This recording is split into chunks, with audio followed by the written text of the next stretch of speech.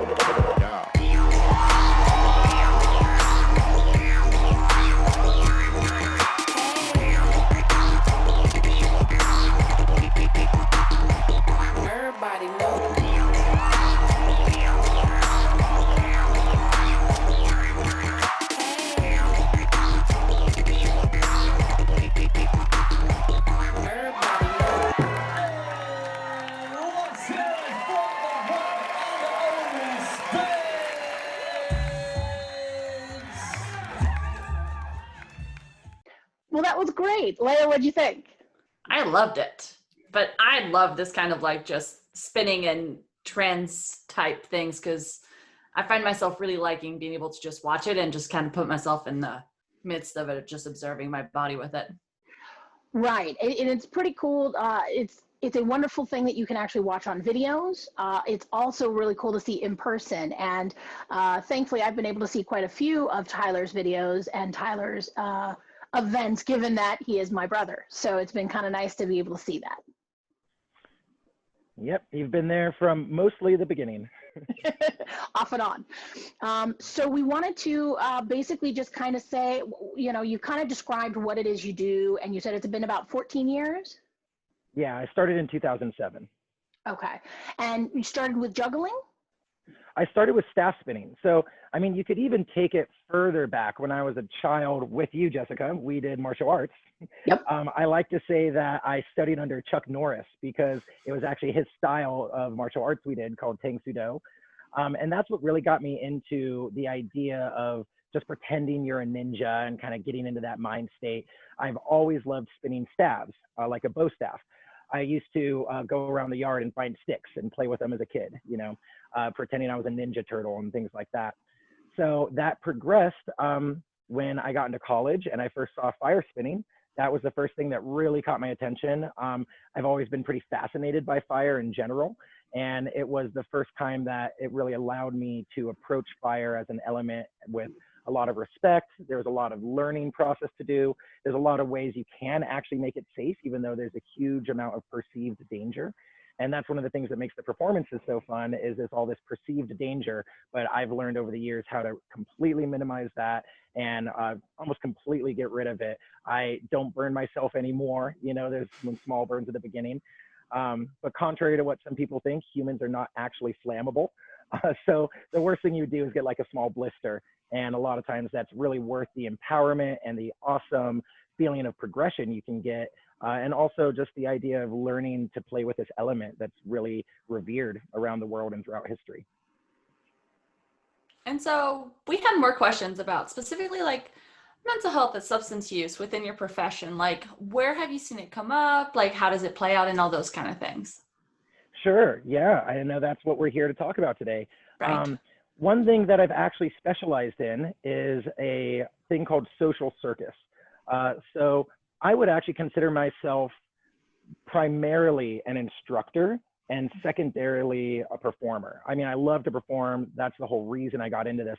But when I started teaching people how to spin staff, how to juggle, and usually it's done completely without fire, unless it's specifically a fire lesson, I just really got into the amazing feeling of seeing someone else progress and seeing someone else feel empowered and seeing someone else realize that they are actually capable of more than they assumed at the beginning.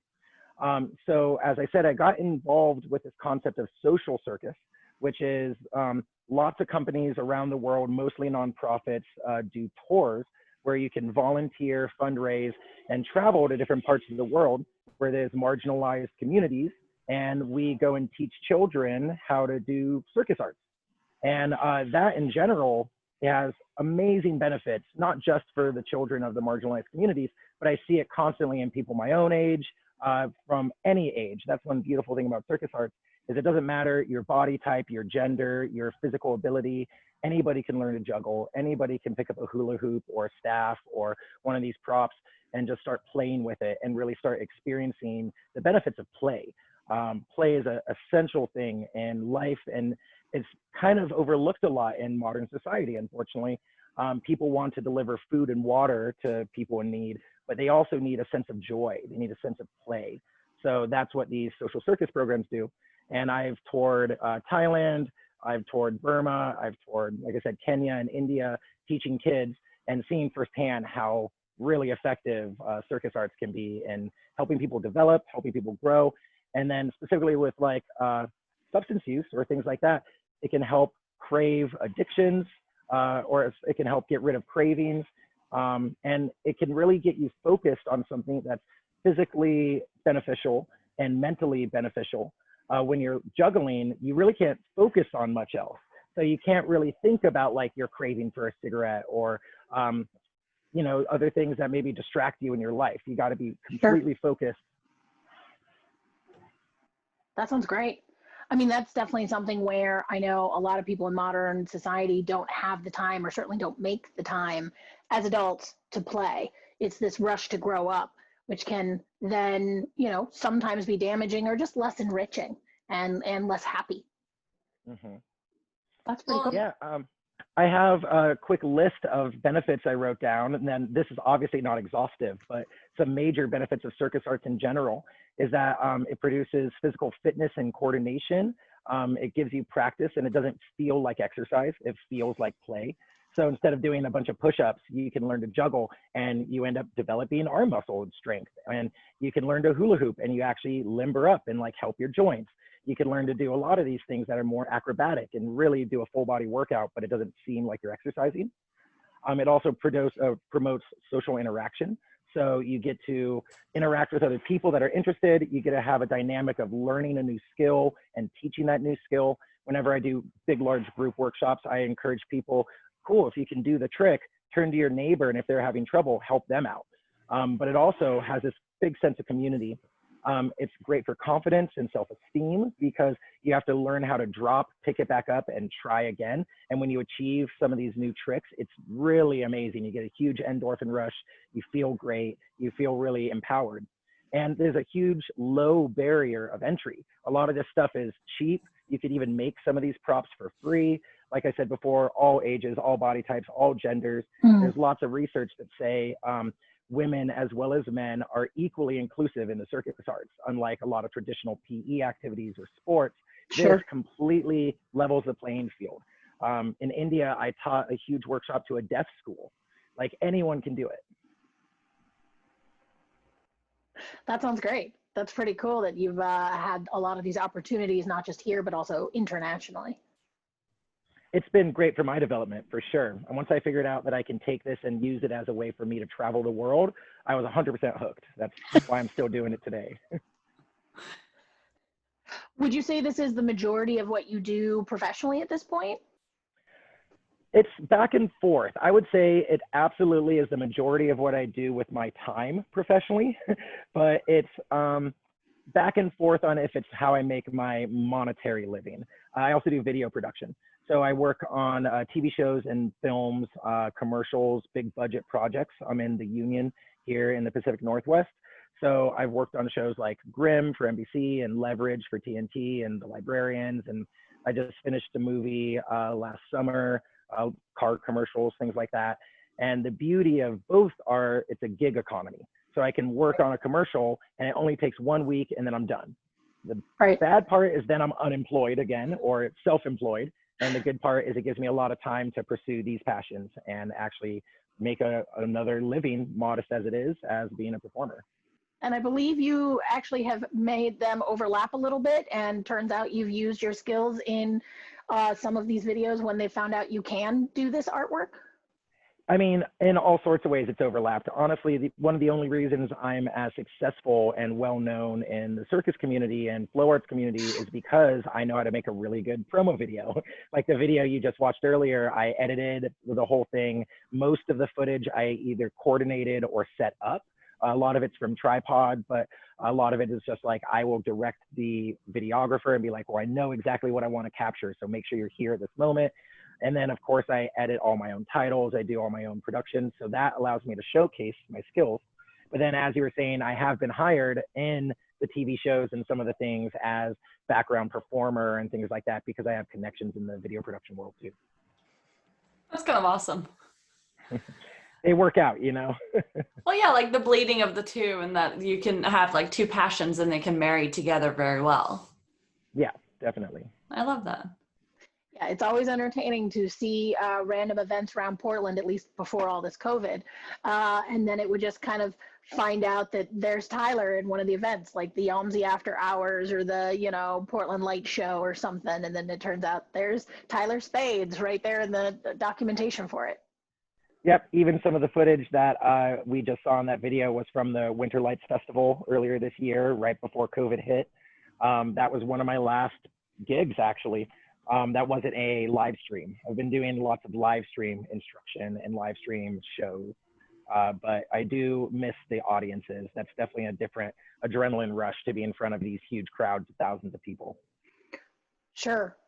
And have you found that you are relying more on the flow arts or your juggling and such to help with your own struggle through COVID and all that? Oh, definitely. I will 100% say that spinning staff and juggling is exactly what my meditation is. It's definitely what keeps me in just functioning. Like I know if I go too long without taking time to myself to go to the park and really put time into my own craft, I just get more anxious. I get more cranky. I just don't feel as settled.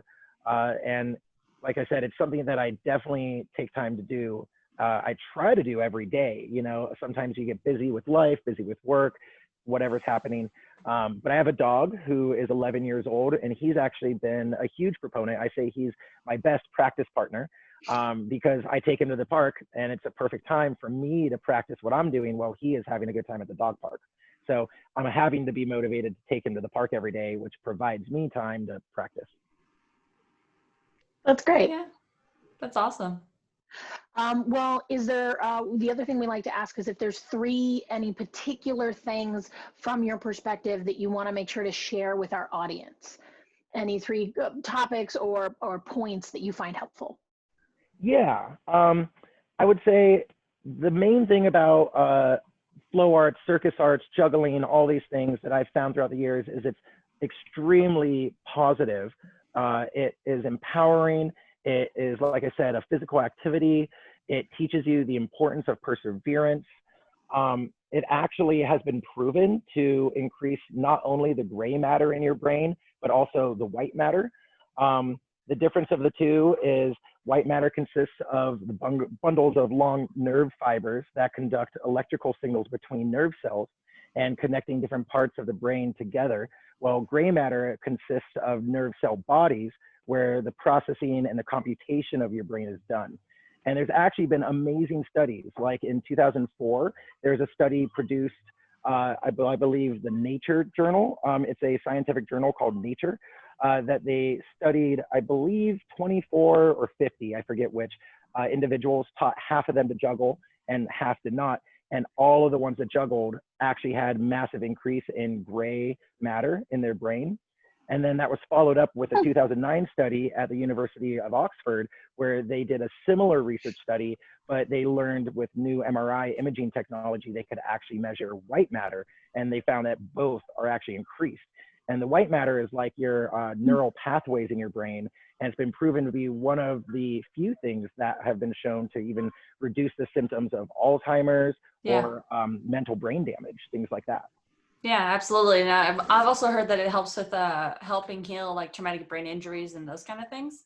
Like I know my aunt, when she was done after her car accident, she had to relearn how to walk and how to do all those things. And it wasn't juggling because she didn't have the coordination for it quite yet. But one of the things that they taught her to do was what I call mental circus arts, which is really going to be like, what was the game that we had when we were all kids with the colors? And it goes boop, boop, boop. And you had to do the same pattern. Like Simon Says or something. I think there's one called Simon. Yeah. I think it might have been Simon. But yeah, like it was one of those things. But I do remember that I did read that article when I was in college. Yeah. And that's, so I know I just said a whole lot. That could be three things or one thing.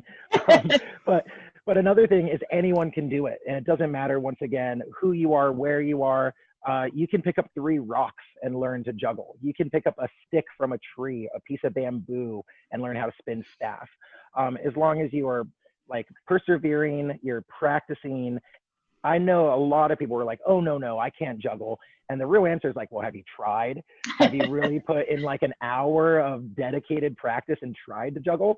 And don't start with 3, you start with 1. You know, you don't go right away to running a marathon. You practice jogging down the block. So start small, start simple, and build up, you know, and over time, you'll realize that it's like really fun. You get a huge positive endorphin rush from the accomplishments, from learning you can do new tricks, new things. It's a never-ending puzzle. There's always more to learn. 14 years, and I'm still learning things every time I practice. I know people who have been in Cirque du Soleil their entire life and are in their late 50s, still practicing every day, still learning more things. It's a never-ending puzzle. That's awesome. And so we like to end all of our interviews with asking Proust-inspired questions. And the first one we ask is, where else would you live if you didn't live in the Pacific Northwest?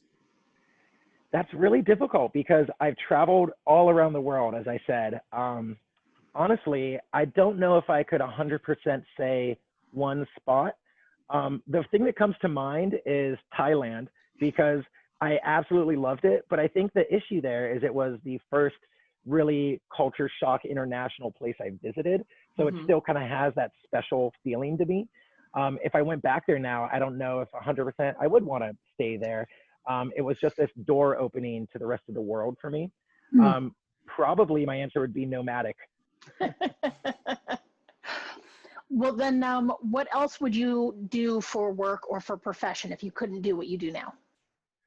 Well, if I couldn't do juggling, performing, circus arts, and I couldn't do video production, because I do both of those now as my work, I think honestly, and I've actually thought a lot about this recently, is getting more into empowerment, kind of not quite the life coach side of things. I have a lot of friends in that community, and it seems like a very kind of interesting community. I don't want to be a life coach, but I am actually a trained empowerment coach. I have been trained at the Fire Walking Center down in California, where I lead fire walks. I build a big fire and I have participants walk across the hot coals completely safe without getting a burn. And that is like a huge adrenaline rush, a huge empowerment activity. And once again, anyone can do it. And I just love that feeling of teaching. I love that feeling of empowering people. I've thought about maybe doing like men's retreats or like son and father retreats, adventure tourism, kind of that. I love the adrenaline. So taking people whitewater rafting. I used to be a whitewater raft guide, or hiking, or fire walking, or learning new skills, survival skills, things like that. And what is your favorite word? Ooh, I don't know specifically, but off the top of my head, I'll go with joy. Good one. How about your least favorite word? Least favorite word. I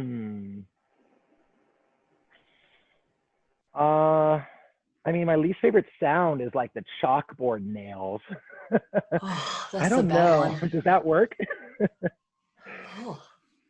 Well, now that you've kind of given us shivers in remembering all of that, sure. To try to clear that up, what makes you happy? What makes me happy is seeing other people overcome boundaries, and also my dog. And to end us on our questions, what makes you miserable? I think, man, I feel like maybe the feeling of being stuck. Whenever I feel stuck, I think I feel the worst. So. That's a bad emotion. Yeah. Thank you so much for joining us. Great way to end. Well, it's not a bad one, because even if you do feel stuck, you have your flow arts that you get to rely on. It's true. And I highly encourage other people to check it out. I do teach lessons, even by social distancing on Zoom or however you want to do it. And we are going to provide links to all of Tyler Spades' information and social media content in our description below. And feel free to leave a comment or reach out to Tyler if you want to look at some classes or want to see more of his stuff. I got hundreds of videos and also several free tutorials. So feel free to reach out. I'm always down to meet new people. Great. And so with that, we wish you all to be well and to be happy. Thanks, guys. Thanks.